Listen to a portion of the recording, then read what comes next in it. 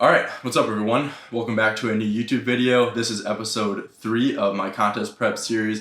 Going to be taking you guys through a couple different workout sessions today. So I'm going to talk about kind of how I've been this week, how prep has been going, and basically what's up. So right now I'm in week 5 of my prep. Today is actually my last training day of week 5. So typically I would do like 4 weeks of a mesocycle and then do a deload. But given that I'm just at the start of prep and I just came off of maintenance, Sam and I decided that 5 weeks would actually work out pretty well for me. I wasn't feeling super fatigued last week and I felt like I could push it again for another week, but getting to the end of the week now, I'm fucking tired. I'm fatigued. This week I failed like so many times across all exercises. Like I failed on the pendulum squat, I failed on the machine chest press several times. I failed on dumbbell presses. I failed on pretty much everything that I've done this week, which is what this week is all about. It's called Hell Week for a reason, and I'm training super hard right now. So feels good, but I'm definitely ready for a deload. So today's my last session of this week. As I was saying, I have legs today. I'm not going to be taking you guys through today's workout, but I'm actually going to be taking you guys through my previous leg day, which I did on Wednesday, and also the push day I did on Friday. So as of me recording this video, it's Saturday right now. I'm doing my leg day training today, but not recording that one. But yeah, before I talk about those workouts at all, I'm just going to give you guys a quick rundown as far as like the overall stages of prep. So as far as calories have been going, I've been eating 2690, which I'm not sure if I talked about in my previous prep video, but basically how it went was I started at 3600, I went down to 3100, and then weight loss still wasn't where we wanted it to be. So now I'm down at 2690, and weight loss this week at least hasn't really been where we want it to be either. So usually during a deload, we like to keep calories about the same as what they are for cutting. So typically I would probably maintain my calories at like the 2690, which I've been doing for this last week of prep. And just because fatigue is so much lower during a deload, your energy expenditure is going to be lower, you're going to have less edema, etc. So weight loss might even continue during that deload. But because I am 13 weeks out as of today, so that's another thing that I wanted to talk about. I'm 13 weeks out, which is pretty cool. So actually 13 weeks out from the show date, which means I have about like 12 more weeks of like actual cutting like prep time. So it's not like I'm ahead of schedule, but I'm also not behind schedule. I'm basically right on schedule, and we just want to make sure that I come in lean for that. So actually what we might be doing on this deload, I haven't found out for sure yet, but what we might be doing is dropping calories a little bit during the deload and then continuing that calorie level as the weeks go on during my next mesocycle. And as far as macros go, I've been eating 240 grams of protein, 320 grams of carbs, and 50 grams of fat. So 50 grams of fat is actually quite a bit lower than what I usually do. Like when I'm massing, I like to eat a higher fat diet. So like 100, 110, 120 grams of fat even makes me feel really, really good during massing. And I feel like it does a lot for me like hormonally too. But now that I'm cutting, you know, there's corners we have to cut as far as macros go, and it's more wise to keep a little bit more carbohydrate in my diet so I am able to maintain the performance I have in the gym, if not get like slightly better. The goal is to get slightly better, but at least I need to be able to maintain my performance, and that's what the carbohydrates are there for. And as far as I've been like feeling during prep, I've honestly been feeling pretty good. I have been very focused on doing a bunch of other things in my life, so I've been focusing a lot on like my gross anatomy course. If I haven't talked about that at all, I'm dissecting cadavers as my summer class. It's a 10-week long course, and I actually started the course the week of me starting prep. So by the time I'm in week 11 of prep, I will be done with that class and I'll be able to like entirely focus on prep, which is going to be really nice, and like focus on other things in my life. So like YouTube, for example, and self-improvement. Something I've been focusing on a lot recently too has been self-improvement, and I feel like prep has been super beneficial in helping that process, because I have to exercise my discipline in not eating, extra food. Like I want to eat more food. Like I have cravings all the time. I have cravings right now of like having Eggo waffles with butter. Like I ate that all the time during massing, and fuck, I would like to eat that. So I have to exercise my discipline there. I have to exercise my discipline in going to bed at a decent time. I have to exercise my discipline in waking up early for my class. And I'm leading a pretty busy life right now, but self-improvement is something that I neglected a lot in the past, and I'm really, really focusing on it now. So I'm reading a lot of different books. I actually just got 2 books in the mail today, but that's really not what I'm talking about for this video, because we're talking about prep, not my entire life. So sorry for the tangent. But yeah, as far as other things in prep have been going on more of an overall scale, I've been walking like 14 to 15,000 steps a day. My goal has been like 12,000 steps, but it's been really easy to get those 12,000 steps every day. So I'm walking about 15,000. I would have my Fitbit on. You can actually see a slight tan line here, so pretty excited about that. I really can't recommend fitness trackers enough, especially if you're into bodybuilding. I think step counts are a really beneficial thing to be tracking. Phones just don't do it super well. I think that phones drastically underestimate the amount of movement you do, especially if your main source of like movement is NEAT. Like if you're not doing planned cardio, I think it's super helpful to have a fitness tracker. Like right now, I'm not doing any planned cardio. I don't have to go like walk 30 minutes on the treadmill or some shit. I pretty much do all of my cardio through NEAT, which is through the 12,000 steps a day. So not only am I tracking that from when I'm like walking to somewhere, so I'm like walking to class or something, but it could also literally be me like moving around my apartment, cleaning up stuff, doing shit like that. Like that also counts as NEAT, and that also counts as movement because it's all energy expending, which is why a fitness tracker is super beneficial. And food choices have been getting slightly more restrictive. So I'm eating more vegetables than I really ever have, like when I was massing, which kind of sounds bad to say. I probably should have eaten more vegetables when I was massing, but because I had to eat like such a crazy amount of food, I just really got to a point where I didn't want to have any more fiber, and I just needed to like intake food that was quickly digestible so I could take more in and more in, so I would be able to actually gain the weight that I wanted to gain. There are some ways that I think I could improve massing for next time, but that's all for, another time when we talk about massing. And then sleep-wise, I've been pretty busy this week, so honestly, sleep has not been something I've been prioritizing enough. I really need to have like a good 8 hours of sleep every night, and that's not just 8 hours in bed. That's like 8.5 to 9 hours in bed, because you are awake for a certain amount of time while you're asleep. Like you might be tossing and turning and stuff, but for me, I really need like 8 hours of a sleep time to totally feel good, feel recovered for my next session. So that's definitely something I'm looking to improve for this week. I'm gonna improve my sleep, and then calories I think are going to be dropped, as I was talking earlier. So I'll probably have even less low fiber foods. So white rice might be cut out at some point. It feels weird to say because I really like white rice and I've been eating it so much, and I don't know, I would just feel bad leaving it behind.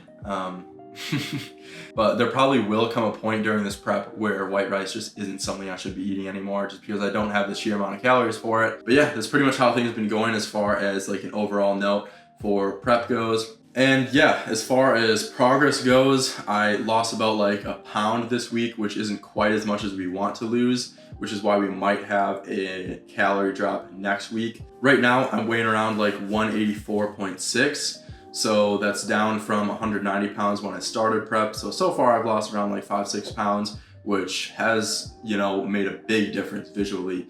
I am definitely getting leaner, and you guys will see in this video when I do my posing session at the end of the video, you'll be able to see how much leaner I am now. And I think it's getting to be pretty cool. Like especially next mesocycle, I'm really excited to see how much leaner I get. I still have like some belly fat and love handles and shit. So when that's gone, that's gonna be pretty cool. I think I'm gonna have quite the physique at that point.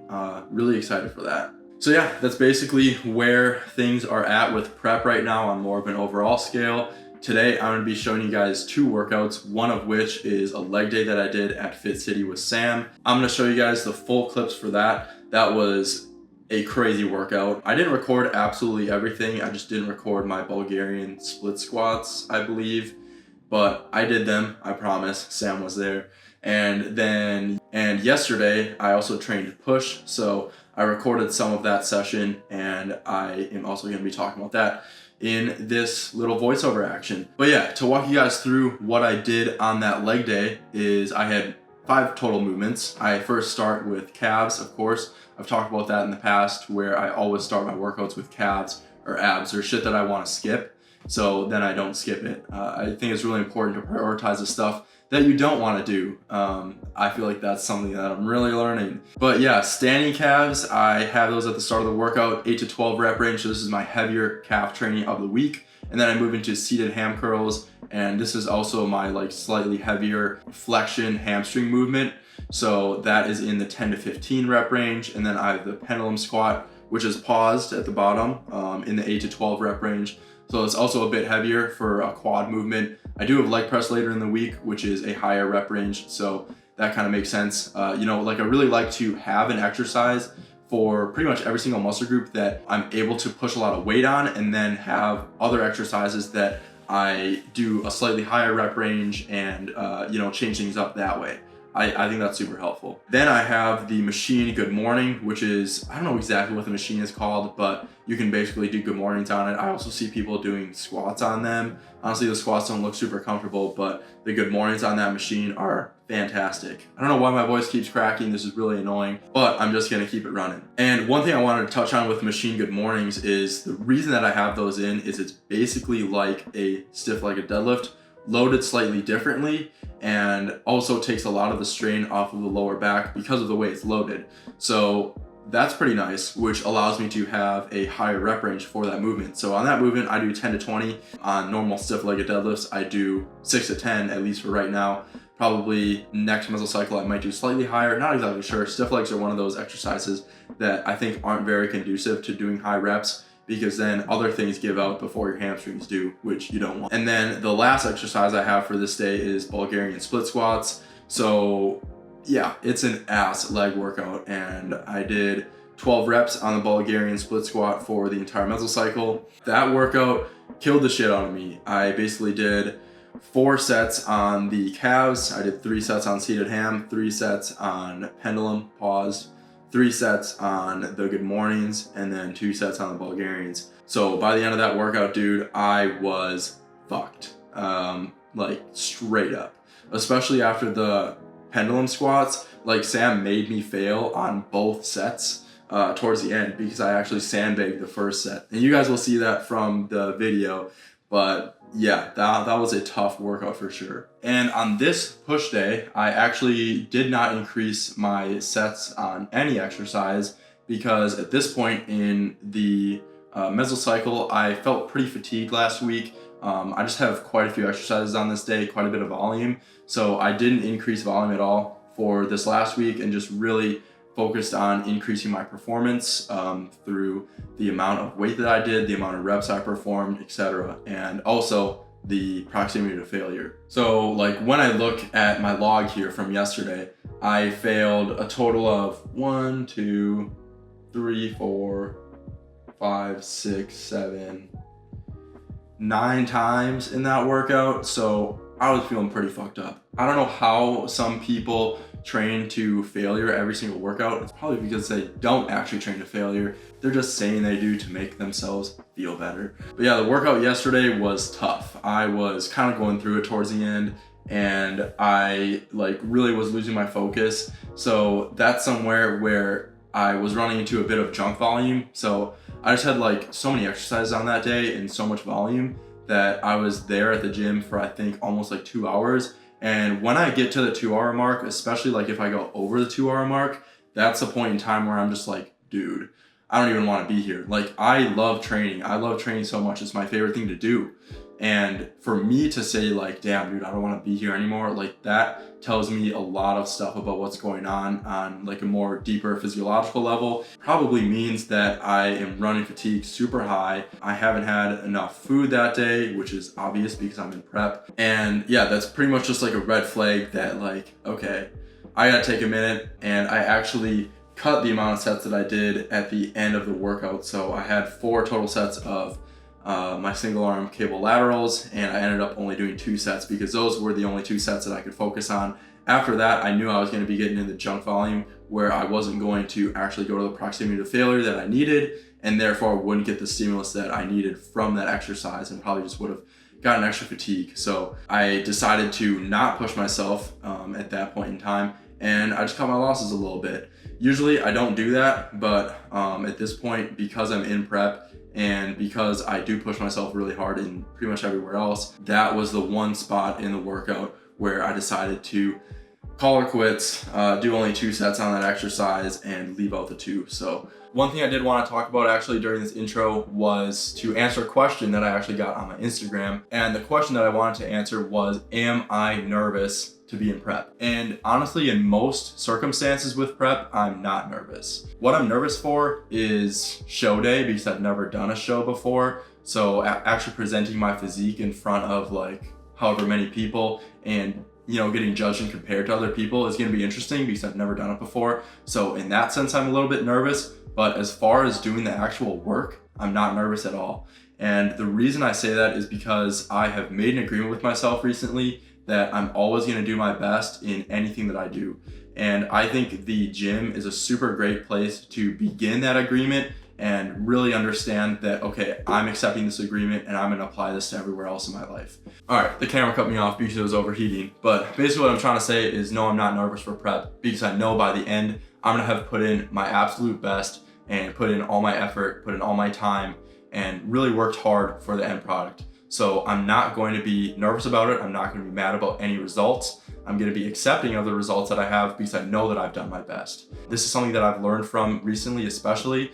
Doing your best is really important because if you don't do your best, you're going to be beating yourself up about what you did. And I think it's really important to always do your best because that is going to prevent you from being your own worst enemy. So that's my philosophy on it. I'm not nervous for prep. I'm only nervous for the show day because I haven't done it before. But at the same time, I know by the end that I've done my best, I've put in the work, and I'm gonna be proud of whatever I show on that show day. So that's where I'm at with that. I'm gonna get moving to my workout for today, but I'm gonna be doing the voiceover for the 2 workouts that I was planning on doing for this video. Anyways, guys, enjoy the voiceover and I'll catch you later. Peace. All right, everyone, welcome to the voiceover / workout portion of this video. The first exercise I'm showing you guys is the seated hamstring curl. I did not record my calves on this day for whatever reason. I honestly also didn't record my Bulgarian split squats, which it's whatever. I forgot, but I did them both and I put my full effort into them. I think I failed like 3 times on calves, so there we go. Some cues I really like to focus on with this seated hamstring curl movement is to not bring my butt up and like at the contraction, and also to point my toes up. And basically what this all is aimed to do is to get as much tension on the hamstrings as possible. If I point my toes up, I get a little bit of a better stretch on the hamstrings. And if I'm not bringing my butt up during the movement, then I'm really making sure that all that contraction is coming from the hamstrings and not from like my hips or other muscle groups that might be involved. So that's a seated hamstring curl. And then here we have Sam doing the seated hamstring curl as well. Just thought I'd include him. This is, I think, the only clip I have of Sam working out, but I wanted to include him because he's big as shit. And he also did a 10-mile run yesterday. I helped him record for it, which was absolutely insane. I did 10 miles on the bird scooter, so I didn't do 10 miles on the run. That would have been pretty crazy, especially as deep in a contest prep. But he's also got a little clip right here of him talking. I apologize for the background noise, but this is some context. Before Max starts his movement here, so what we're gonna do is just to make sure it's not sandbagging this set. So sandbagging meaning you kind of leave a little bit in the tank on like the first set, on the second set, and you want to go all out on the last set. No, you leave nothing in the tank on all sets. So I'm here to make sure it doesn't sandbag. So yeah, he just pointed out that he's going to make sure that I don't sandbag this first set. And what did I do? I sandbagged the first set. I'm going to be honest. Basically what I did was I just focused on increasing my performance a little bit from the week prior, which is something I actually talked about in my last prep video. And while that's a good thing most of the time, sometimes that you'll progress more than you think, and you won't actually get to the target reps in reserve. So given that this was my second to last leg day in my last week of this mesocycle, I need to be training at 0 reps in reserve. And doing anything less than that is probably a bad idea, because I'll just have more in the tank and I'll be able to get better training out of this last week. So it's really important. So right there, I cut it, and that was probably at like, I don't know, 2 or 3 reps in reserve. I probably could have done quite a bit more. So this is actually the second set, and this is one that I didn't sandbag it on. I took one of my earbuds out so I could hear what Sam was saying, because he was saying that I had more, and I obviously did. But like at the end of the set, it's really hard to judge how many reps you have left. So I think it's really important that when you're in a workout like this, when you're in a workout where reps in reserve are 0, you should actually go to 0 reps in reserve, because then you'll really be able to see on that exercise what it feels like to be getting close to failure. So the main things I notice when I'm getting close to failure is the reps slow down quite a bit. I start grunting, of course, and they just get so much more difficult, and I'm able to actually judge what like a 2 or 3 reps in reserve is, and it's oftentimes harder than you would expect to train. I think a lot of times people think that 2 or 3 reps in reserve is super easy, and that's just because they don't know what going to failure actually is like. And like going to failure with good technique is what we're talking about here. The next exercise I have here is the machine good morning, which I was talking about a little bit. This is a really, really good exercise. I've been enjoying it a lot. This is, I think, the first mesocycle I've had programmed it in. I don't know if that makes any sense, but yeah, this exercise feels really good. It's basically like a stiff-legged deadlift, but with a little bit more back support, so a little bit less axial loading, which is quite nice. I really like it. The only ways that I think it could be improved by would be maybe using like a band or something to make the bottom position a little bit more difficult, because otherwise this is just all load coming down on your shoulders, when it could be a little bit better if it was a little bit more gravity going into the movement, if that makes sense. But other than that, I really like this exercise, and as you can tell, working real hard at the end of this one too. This leg workout was truly so difficult, and it just left me super wrecked for the rest of that day. There's me dying there for a little bit. Okay, so this is from my push day, which was, I believe, 2 days after that leg workout. So this is the first exercise I had on this push day. Actually, the second. I had hanging leg raises first, of course, but this is just the machine chest press, and this is an exercise that I had in the 10 to 20 rep range, which is very tough, especially on pressing movements. I absolutely hate doing high rep ranges, but now that I'm in prep, it makes a lot more sense to do higher rep ranges, because it brings a little bit less fatigue and gets a really good stimulus. So I'm not exactly sure how many reps I got on this one, but I really made it to the point where I didn't have anything left in the tank. And that's like really like what I'm trying to say is important in this last week of training.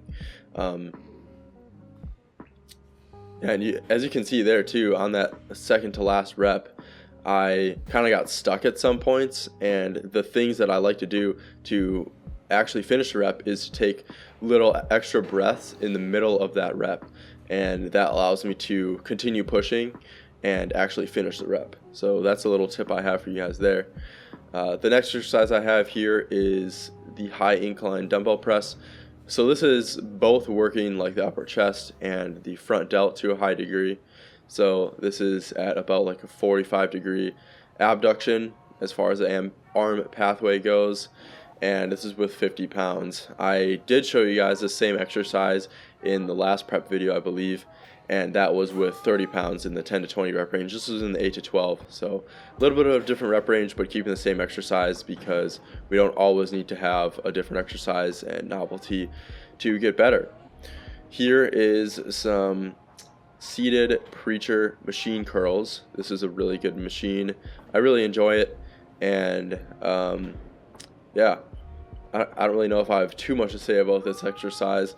Besides that, it's biceps. I've been training biceps, I believe, 3 times a week, and now that like I'm deeper in prep and I'm really starting to see like where I lack the most in my physique, arms are certainly a spot where I need to improve for the next time I compete. So once I actually get through the show, it'll be really obvious to understand like which muscle groups I need more of, which muscle groups are going to be ahead of others, and if I could guess, I think my legs are going to be ahead of everything else, and I will need to bring up my arms and probably even my chest to some degree, and like my front delts. I think my back is pretty far ahead of everything, and my legs are certainly ahead of everything too, which is definitely not a bad thing. It's something that I'm honestly pretty proud about, because I feel like a lot of times people neglect their legs, and then their legs are a lagging body part.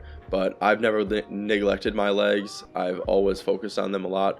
You know, like I have a background in powerlifting, so squats and deadlifts were always something that I did, and you know, it paid off. And especially now, when like while I'm bodybuilding, I have like really good technique, and I think that helps a lot when it comes to having a good set of legs. This is just the tricep extension machine. Feels really good, and went to failure on that one as well. Here is the posing I have for you guys. This is me at 14 weeks out, I think.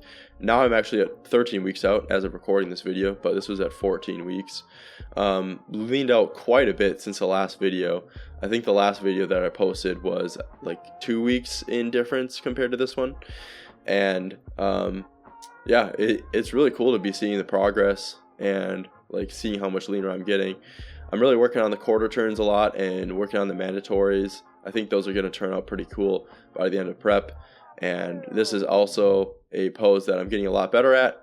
And the abs and thighs also looks pretty dope. And I think it'll be a good pose of mine for when prep is over. And yeah, that's pretty much everything I got for you guys today. I hope you guys enjoyed the video and have a fantastic rest of your day. If you're watching this right now, have a good rest of your Sunday. And if you're watching this at another point, have a good rest of your day. Thank you for watching, everybody, and I'll catch you all next time. Later.